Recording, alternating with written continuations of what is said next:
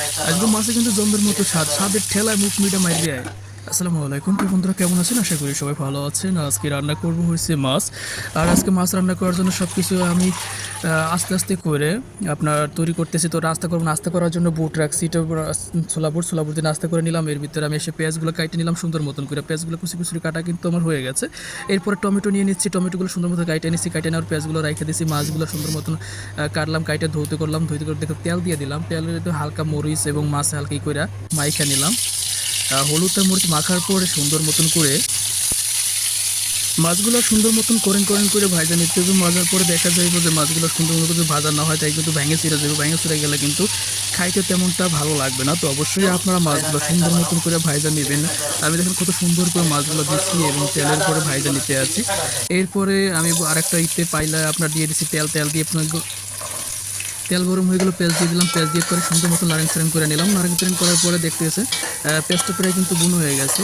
এর ভিতরে আমাকে গতকালকে এক আপু বলছিল ভাই আপনার তরকারিতে হলুদের পরিমাণটা বেশি হইতে আছে, তো হলুদের পরিমাণটা একটু কম দেবেন। আপু আজকে আবার কমেন্ট করবেন, ঠিক আছে? আগে কি হলুদ পরিমাণ বেশি হয়েছে, মরিচের পরিমাণটা বেশি হয়েছে, অবশ্যই কিন্তু আপনি কমেন্ট করে জানাবেন। কিন্তু ভিডিওটা আমার সামনে পরে আপনার ধন্যবাদ সুন্দর করে কমেন্ট করে জানানোর জন্য যে হলুদ কম দিতে বলছে, তরকারিতে হলুদ দিলে কম দিলে নাকি ভালো লাগে। তো অবশ্যই কিন্তু জানাবেন কমেন্ট করে। আবার আপনার আমি কমেন্টের অপেক্ষা রইলাম যে আজকে হলুদ মরিচ ঠিক মতন দিচ্ছি কিনা। এক চামচ হলুদ দিচ্ছি, এক চামচ মরিচ দিচ্ছি, কত লাগে 5 কাঁচা মরিচ দিয়ে দিচ্ছি। আজকে মাছটা কিন্তু জমের মজা হইব। যারা মাছ খাইতে খুব পছন্দ করেন, যারা মাছ ভাজতে খুব পছন্দ করেন, তাদের জন্য কিন্তু আজকে ভিডিওটা, ঠিক আছে? যে কেমন কি মাছ রান্না করতে আসি, কিন্তু আগে কিন্তু মাছটা সুন্দর করে ফ্রাই করে নিচ্ছি। আমি কিন্তু মশলা সব কিছু আমি গুণা করতে আসি, কত সুন্দর করে দেখতে হইতেছেন। এগুলো কিন্তু গুণা করে নিতে আসি। হ্যাঁ, এগুলো সুন্দর মতন কষাইতে কষার পরে এরপরে লাইন সারিং করে সুন্দর মতন মনে হলাম অল্প মাঝখানে কয়টা আলু দেওয়া দরকার, তাই কয়টা আলু দিয়ে আবার কুইটে নিয়ে আবার সুন্দর মতো করে লাড়াং চাড়াং করে কষাই নিতে আসি। কষানি কিন্তু প্রায় হয়ে গেছে আলুর ভিতরে। এখন করছি চিন্তা করতেছি পানি দিতে হবে, পানি দিয়ে সুন্দর মতন করে লাড়াং চাড়াং কিন্তু হয়ে গেছে। এখন দেখতেছি যে কী করা যায়। এখন কিন্তু সুন্দর মতো লাড়াং চাড়াং করার পরে এখন পানি দিতে হইব, ঠিক আছে? ঝোল দেবো কইছি, একটু ঝোল দিয়ে দিলাম। এই যে পানি দিয়ে দিলাম, পানি দিয়ে হয়ে এখন সুন্দর মতো লাড়ে সাড়ে অন্য কাজ করতে হইব। অন্য কাজ করে দেখেছি কী করা যায়।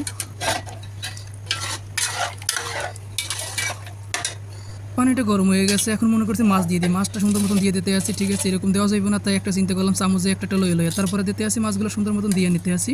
এই যে দেখতে আসেন, এই যে সুন্দর মতন কিন্তু মাছগুলো দিয়ে নিতে আসি। মাছ দেওয়ার পরে কি করা যায় এবারে দেখতেছি, মাছটারে সুন্দর মতন দেওয়ার পরে আপনারা এটা ঢাকে রাখতে হবে। ঢাকে রেখে প্রায় 20 মিনিট দেওয়ার পর ঢাকা রাখার পরে পানি দিলাম। পানি দেওয়ার পরে সুন্দর মতন 20 মিনিট ঢাকে রাখবো। এখন ঢাকার পরে এরপরে